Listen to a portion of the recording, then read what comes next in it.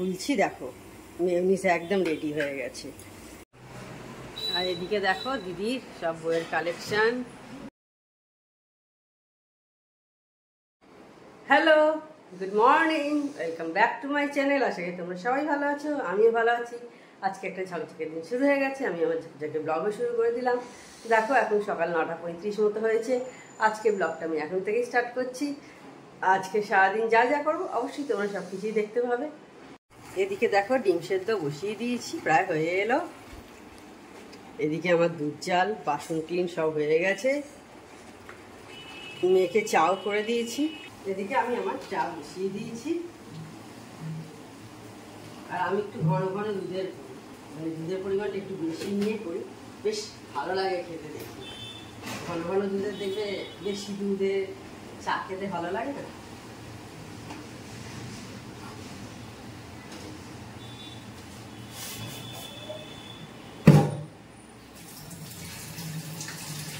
দুধটা হয়ে গেল, নাড়িয়ে নিলাম।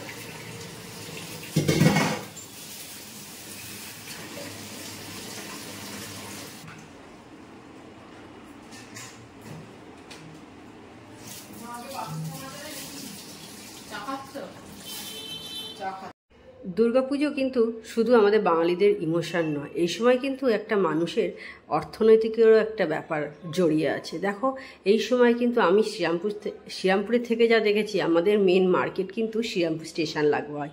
তো আমি এর আগে যতবার গিয়ে দেখেছি ফাঁকা।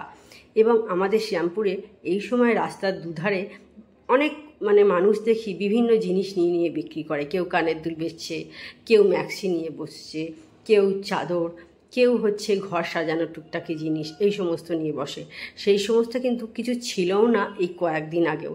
এই দুদিন আগে গিয়ে দেখলাম এখন কিন্তু বসেছে। এটা কিন্তু আমাদের বাঙালিদের শুধু কিন্তু ইমোশন নয়, এটা কিন্তু আমাদের মাথায় রাখতে হবে। এটা কিন্তু অনেক গরিব মানুষের একটা পেট চালানোরও সময়। অনেক মানুষ কিন্তু এই সময়তে এই সমস্ত কাজ নিয়ে বসে। তারা হয়তো অন্য কিছু কাজ করে, সঙ্গে টুকিটাকি তারা এই সময় এইটাও করতে শুরু করে। আবার দেখবে পুজোর সময় যখন বিভিন্ন স্টল এগরোলের, চাউমিনের, কেউ ভাই বোন করছে, কেউ হচ্ছে স্বামী স্ত্রী করছে, সেখান থেকে আমরা কিনে খাই। তাদেরও তো সংসার চলছে, তাদেরও তো মুখে হাসি ফুটছে। তারা নাই বা ঠাকুর দেখতে বেরোলো, তাদের কি আনন্দটা আনন্দ নয়? তাদের যদি এইটুকু আমরা করতে না পারি তাদের জন্যে, সেটা মনে হয় আমাদের একটু স্বার্থপরতা। সেটা আমরা খালি আমাদের নিজেদের দিকটাই দেখছি। সেই জন্যে কিন্তু পুজোটা হোক খুব ভালোভাবেই।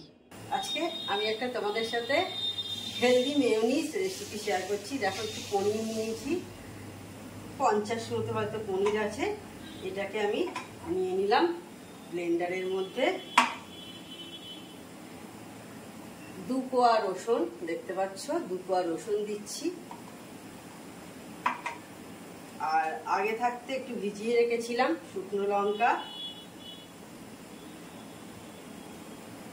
2টো শুকনো লঙ্কা হাফ করে দিলাম। এই যে 2টো শুকনো লঙ্কা। আর দিচ্ছি একটু গরম জলে ভিজিয়ে রেখেছিলাম একটু কাজু। সঙ্গে দেবো হচ্ছে অল্প একটু নুন দিচ্ছি,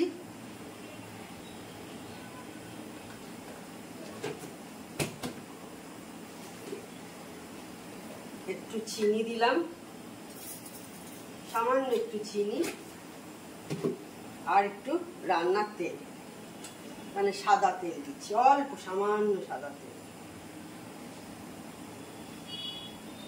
ব্যাস এইটুকুই, আর কিছু দেবো না। দিয়ে এটা মিক্সিতে ব্লেন্ড করলে মেয়োনিজ তৈরি হয়ে যাবে। দেখো আমি খুলছি, দেখো মেয়োনিজ একদম রেডি হয়ে গেছে।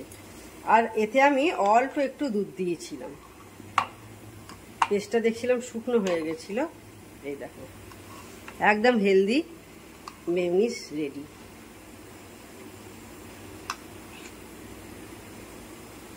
এবার এটা তুমি বাটার ব্রেডে লাগিয়ে খেতে পারো, বা রুটির সঙ্গে মিশিয়ে খেতে পারো, ভালো লাগে খেতে। তো কেমন হয়েছে খেয়ে একটু পরে তোমাদের জানাচ্ছি। এবার আমি দেখো এটাকে কাঁচের কন্টেনারে স্টোর করে রেখে দেবো ফ্রিজে। লাস্টে একটু দুধ দিয়েছিলাম, দুধ না দিলে দেখছিলাম ভালো করে ব্লেন্ড হচ্ছিল না, তো সেই কারণে একটু দুধ দিলাম।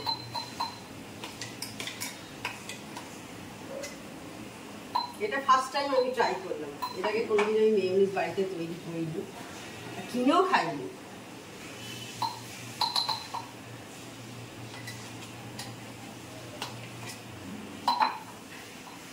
আমাদের পিনাট বাটারটাই যা আছে, এই যে স্টোর করে রেখে দিয়েছি, এবার মেয়েকে আমি দিয়ে দিচ্ছি।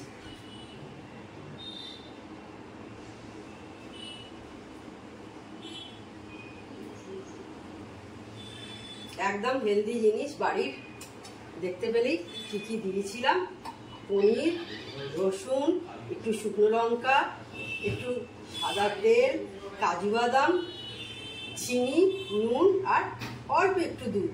চিজও দিইনি, অনেকে চিজ দেয়, আমি চিজও দিইনি। এটা এবার আমি ফ্রিজে স্টোর করে রেখে দেবো। আজকে দেখলে মেয়োনিজ বানিয়েছিলাম, ওইটা দিয়েই রুটিতে মাখিয়ে খাবো আমি। দেখি কেমন লাগে খেতে। আসলে প্রথম দিন বানিয়েছি তো একটু টেস্ট, মেয়ে টেস্ট করেছে, বলেছে দারুণ হয়েছে, কিন্তু একটু নিজেও খেয়ে দেখি কেমন হয়েছে, সেই কারণে একটু খেয়ে দেখছি। এখন প্রায় 11টা কি হলো, নিচে গেছিলাম, জিনিস আনার ছিল, তাছাড়া সংসারের আর কি বেশ কিছু কাজ ছিল, সেই কারণে লেট হয়ে গেল অনেকটা।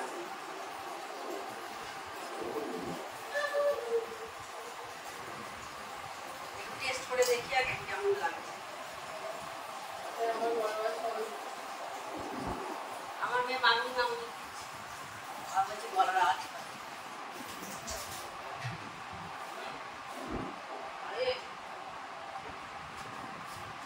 তোমরা এখন বাড়িতে বানিয়ে নিতে পারো, কিন্তু খুব ইজি, দেখলে কিভাবে করলাম প্রসেসটা, দারুণ লাগবে, বাচ্চাদেরও ভালো লাগবে, আমাদের মতো যারা আছে তাদেরও ভালো লাগবে। অনেকক্ষণ পর আমি অন হয়েছি, সেই তখন জলখাবার খেতে বসেছিলাম, তখন তারপরে স্নান টান করে পুজো করে অনেকক্ষণ আগেই সমস্ত কিছু হয়ে গেছে, বুঝতেই পারছো। ঝর্ণাদি রান্না করে দিয়ে চলেও গেছে। এইবার যে সমস্ত এই বাসনগুলো আমার তোলার থাকে, তারপরে দই খাওয়া হবে, সেই জন্যে বাটিগুলো বের করা, এই সমস্ত যে কাজ থাকে সেইগুলো এবার আমি মিটিয়ে নিচ্ছি। আজকে দেখো হাঁড়িতে ভাত আছে, এখানে ইলিশ মাছের তেল হয়েছে দেখতে পাচ্ছ, স্যালাড কাটা আছে, আর ইলিশ মাছ হয়েছে সর্ষে দিয়ে, আর এদিকে দই। এখন আমি আর আমার মেয়ে এখন গান শুনছি। এই গানটা অনেকেই জানো কি গান, খুব ভালো লাগে, আমি তোমাদের সেটাই বলছি। আর এইটা হায়দ্রাবাদে গন্ডোলা ফোর্টে শুটিং হয়েছিল, আমরাও কিন্তু গন্ডোলা ফোর্টে গেছিলাম বলেই জানি। কিন্তু ওই যে দেখতে পাচ্ছ আমার যে ফ্রিজে ম্যাগনেটটা আছে, ওটাও কিন্তু গন্ডোলা ফোর্টই ওইখানে আঁকা আছে। আজকে সন্ধ্যাবেলা এখন দিদিদের বাড়িতে এসেছি, দেখতে পাচ্ছ। এখন আমি এইখানে বসে আছি, গল্প করছিলাম, আসলে আমি আর দিদি এখানে গল্প করছিলাম। শ্যামা সেটু ওই ঘরে বসে আছে, টিভি দেখছে আর কি, তো দাঁড়াও তোমাদের দেখাচ্ছি। এই ঘরে দেখো সেটু আর শ্যামা টিভি দেখছে, দেখতে পেলে কি একটা সিরিয়াল চলছিল, আসলে আমি সিরিয়াল দেখি না অত, সেই জন্য বলতেও পারবো না। শ্যামাকে দেখালাম, আর এই যে দেখো সেটু শুয়ে শুয়ে টিভি দেখছে। আর এদিকে দেখো দিদির সব বইয়ের কালেকশন, এখানে হয়তো লাইটের শ্যাডো আসতে পারে।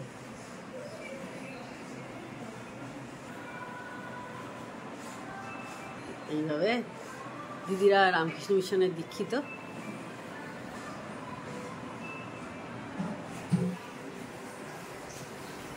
দেখতে পাচ্ছ এখানে, আর এই দেখো আমার মেয়ের ফটো, আমার মেয়ের প্রথম বছর বার্থডের এটা ফটো। আমার মেয়ে তখন 1 বছর বয়স।